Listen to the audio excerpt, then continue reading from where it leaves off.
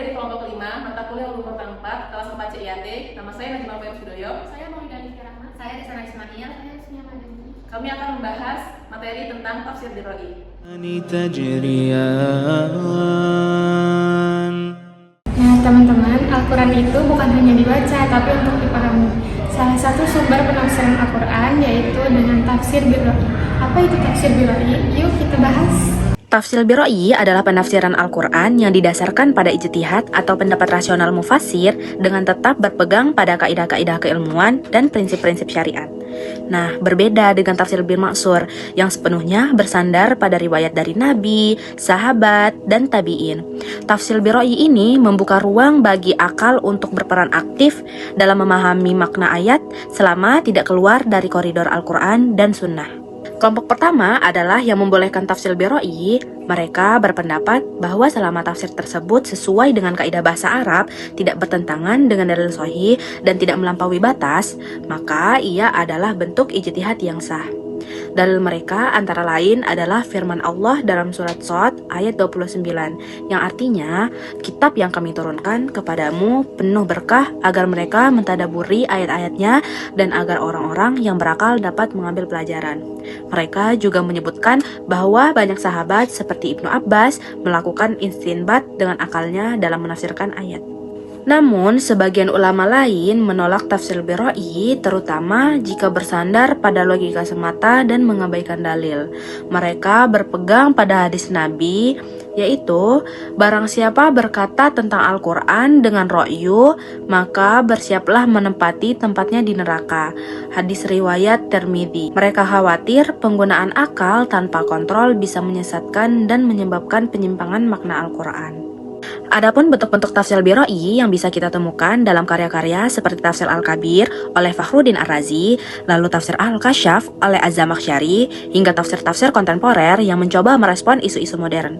Namun, para ulama berbeda pendapat terkait kebolehan tafsir birroi ini. Jadi, perbedaan para ulama bukan pada boleh atau tidaknya menggunakan akal, tetapi pada batasan penggunaannya.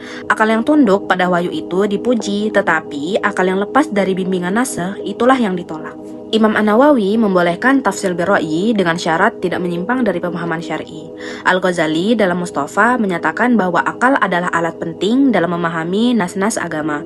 Bahkan Ibnu Taimiyah membedakan antara ra'yu yang terpuji dan ra'yu yang tercela.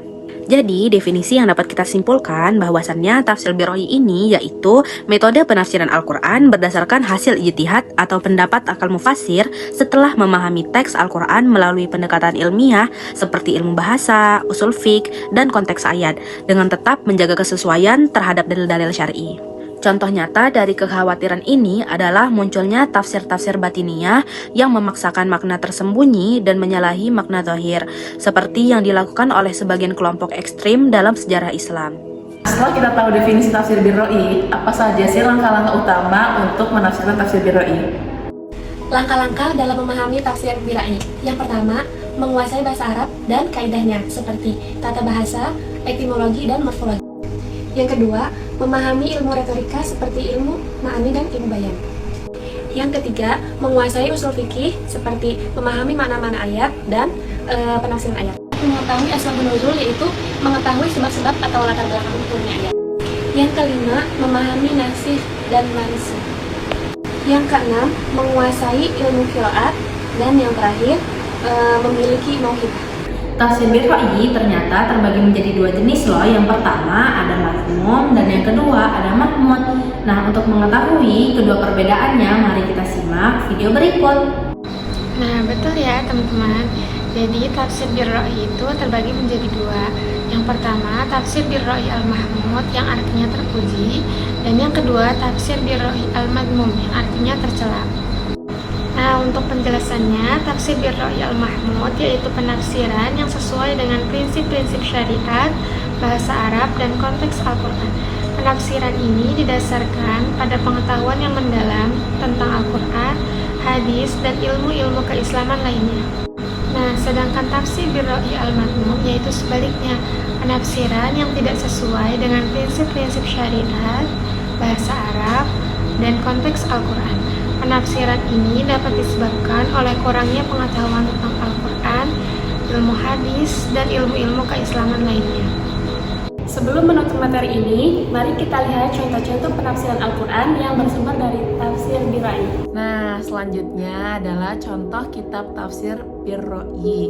Yang pertama adalah Mafatih Al-Ghaib atau juga sering disebut dengan Tafsir Al-Kabir. Tafsir ini ditulis oleh Muhammad Ar-Razi Fakhr ad-Din. Ini dia contoh penampakan kitab tafsirnya. Yang kedua, Tafsir Jalalain. Nah, kitab ini mungkin yang paling terkenal di kalangan masyarakat. Tafsir ini ditulis oleh dua orang jalal. Yang pertama, Jalal ad-Din Al-Mahalli, dan yang kedua, Jalal ad-Din Abdurrahman As-Suyuti. Ini dia contoh penampakan kitabnya.